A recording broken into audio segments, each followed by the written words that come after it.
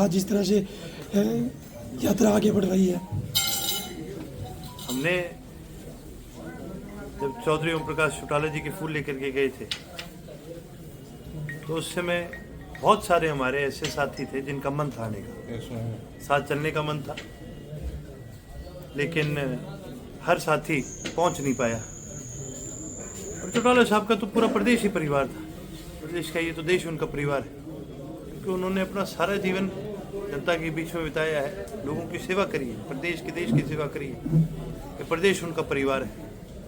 सबका ये मन था कि जी हम भी चौधरी ओम प्रकाश चौटाला जी के फूल लेके जाएं, और उस करके जी सबने मिलकर ये फैसला करा भी चौधरी ओम प्रकाश चौटाला जी की जो अस्थि है वो हर जिले में कलश यात्रा में हम लेके जाने का काम करें, ताकि जो भी साथी आपने श्रद्धांजलि देने के लिए उन तक ना पहुंच सके वो सभी यहाँ आकर के अपनी अंतिम श्रद्धांजलि।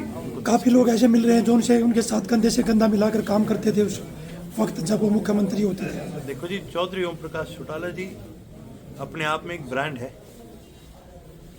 हरियाणा को दुख है इस उनके जाने का, लेकिन उससे बड़ा दुख इस बात का है कि चौधरी ओम प्रकाश चौटाला जी के याद के बाद एक युग खत्म हो गया। अब आपको कोई नेता ऐसा नहीं मिलेगा जो लाखों की रैली के अंदर कार्यकर्ता का नाम लेकर के उसको बुला सके।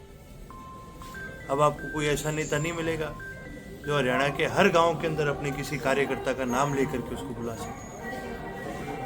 अब आपको ऐसा नेता नहीं मिलेगा जो धोती और खंडका बांध के हरियाणा की पहचान का जो एक प्रतीक है जो पहन करके इस प्रदेश की संस्कृति को आगे बढ़ाएगा।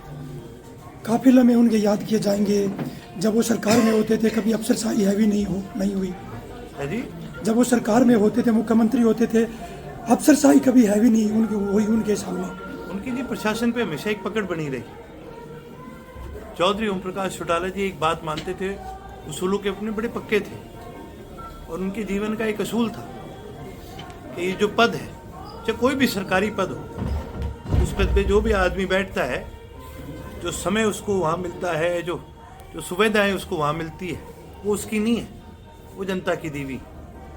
पद पर रह करके काम करने का मतलब ये होता है कि आप अपना सारा समय आप जनता को उनकी सेवा के अंदर आप लगाने का काम करें। इसलिए खुद चौधरी ओम प्रकाश चौटाला जी, मेरे तो हम छोटे हुआ करते थे जी, जब चौटाला साहब मुख्यमंत्री थे, हर रात को 2-2 बजे लास्ट अपनी मीटिंग खत्म करके रात को 2 बजे आया करते थे, 2 बजे आके सोया करते थे, और सुबह 5:15 बजे चौटाला साहब खंगारा कराया करते थे, तो हम सबकी आँख खुल जाया करती थी।